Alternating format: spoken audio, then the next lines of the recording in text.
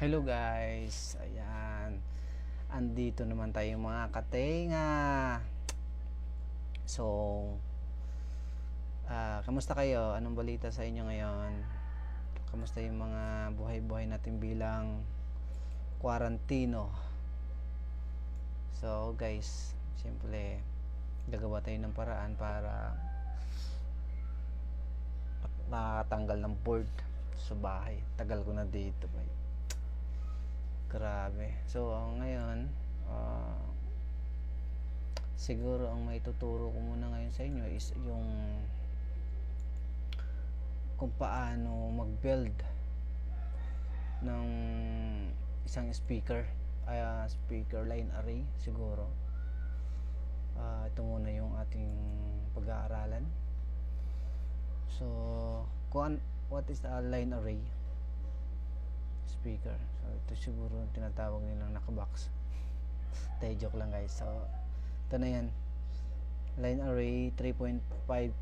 ito na yung kasi niya ito yung mga version na ngayon yung bagong version. So, papakita ko sa inyo kung ano ito. So, ayan guys, ayan, ganyan ang itsura niyan. So, mayroon siyang line array calculator 3, version 3 na nga ito. So, mayroon siyang suspended array. Ayan, ito yung nakasabit. Ito naman na suspended subwoofer array. Kumbaga yung sub mo pwede isabit. Ito naman yung ground stock. Pwede pala sa ground stock to. So, pwede din subwoofer na ground stock. So, ganito. Yan. Okay. So, pwede mong lagyan ng pangalan dito. Lagyan natin. Siguro. Bago kasi mag-start, ito muna yung name muna. So, lagyan natin basic. Okay. Basic. So, location, version, din na siguro. Basta i-continue lang natin. So, ito na guys. Ito na siya. So, ito kasing portion na to, ito yung venue. So, mga ballroom ka. Kung sa ballroom ka, or teatro, or sports, outdoor event. So, ito yan. Ito yung sukat niya. So, depende sa'yo kung ano yung sukat. Feet ba or meters. So, meron tayong ginagamit dyan na panukat. Siguro depende sa inyo kung ano yung panukat nyo. Ito kasi yung ginagamit namin ayan ni Mama. Okay.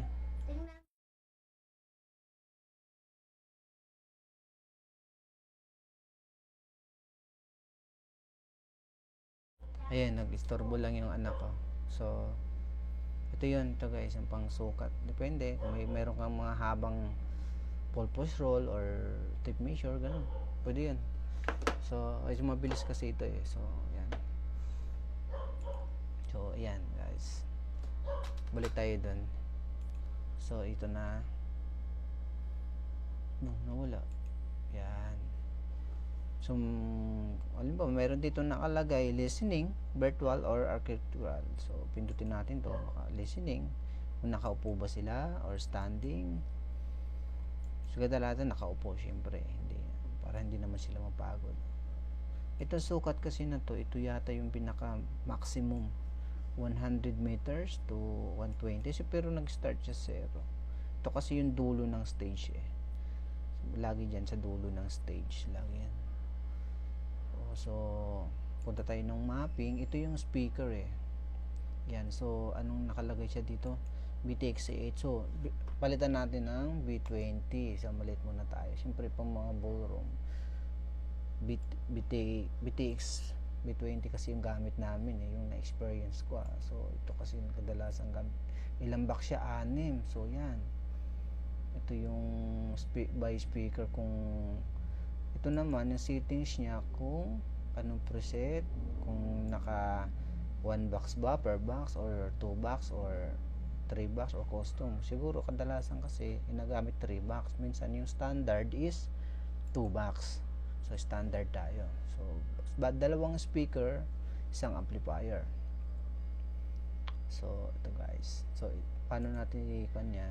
Ito yung pinaka configuration ng frame. So siguro ipantay natin.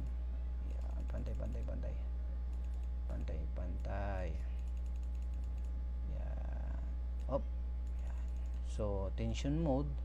So tension lang. So depende sa iyo kung ilang, siguro sa 6 siguro na speaker, kahit single point lang to kaya na yan,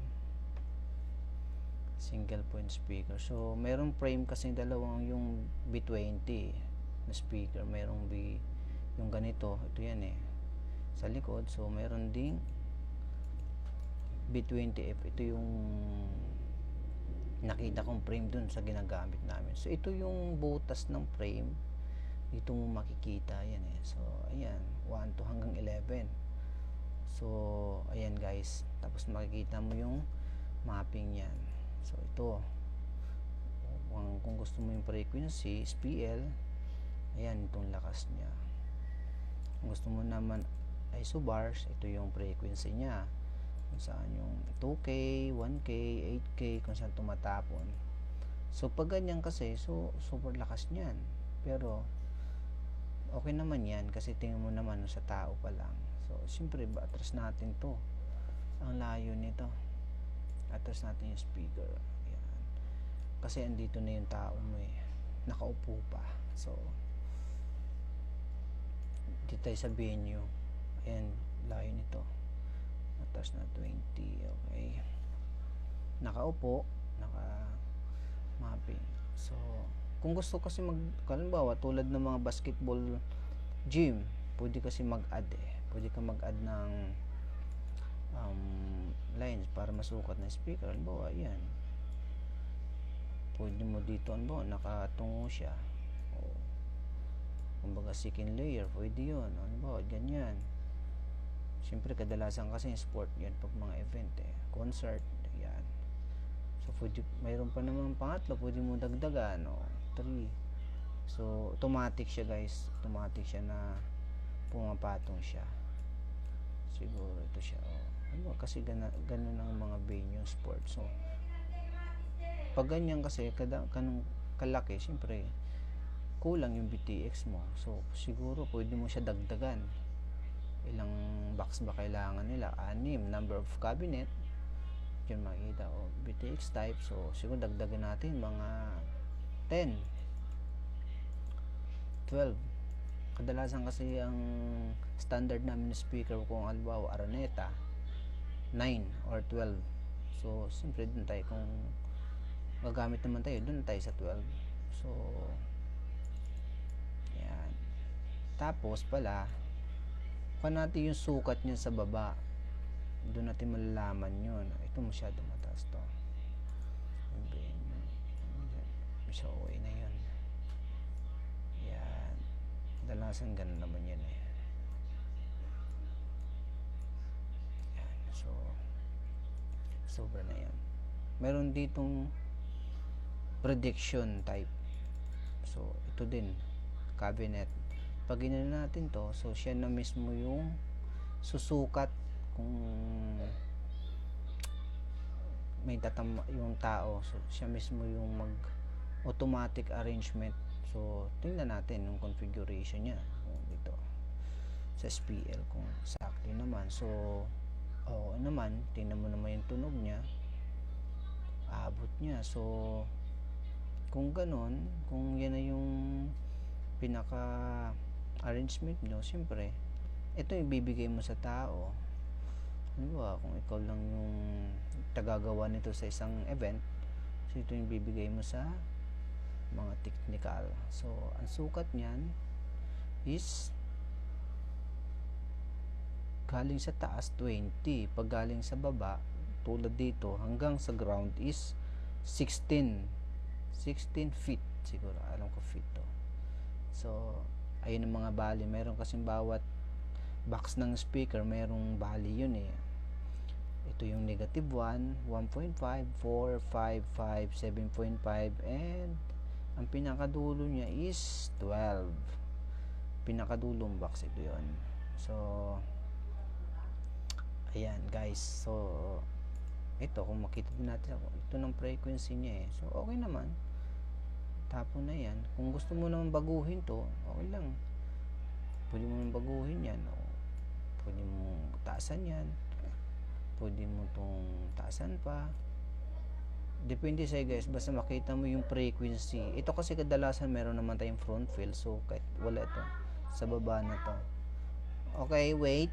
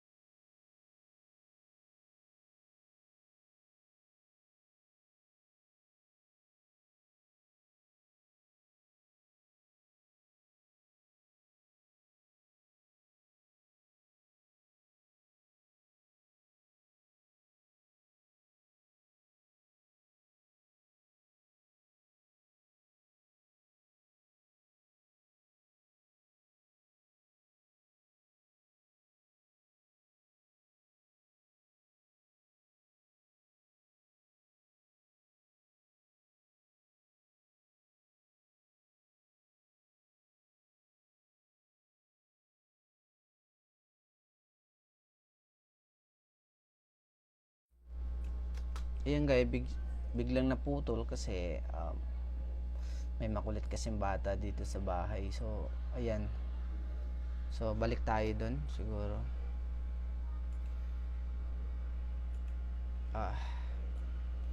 Ito siya. So ayan ang measurement, depende sa inyo kung pwede nyo baguhin. Basta ito lang pagtandaan nyo, pag yan ang okay na yan, kung kadalasan nasa 40 feet ang taas niya, so tapos ang ibaba ng speaker nasa 20, 28, ito yan guys, 28.4 feet. So kailangan mo sukatin ng sakto yan, kasi pag yan ang nasunod nyo, so ibig sabihin nasunod mo rin yung gusto ng speaker. So ayan guys, so meron ba akong natutulan? May isa pa pala. So ayan, kung may katanungan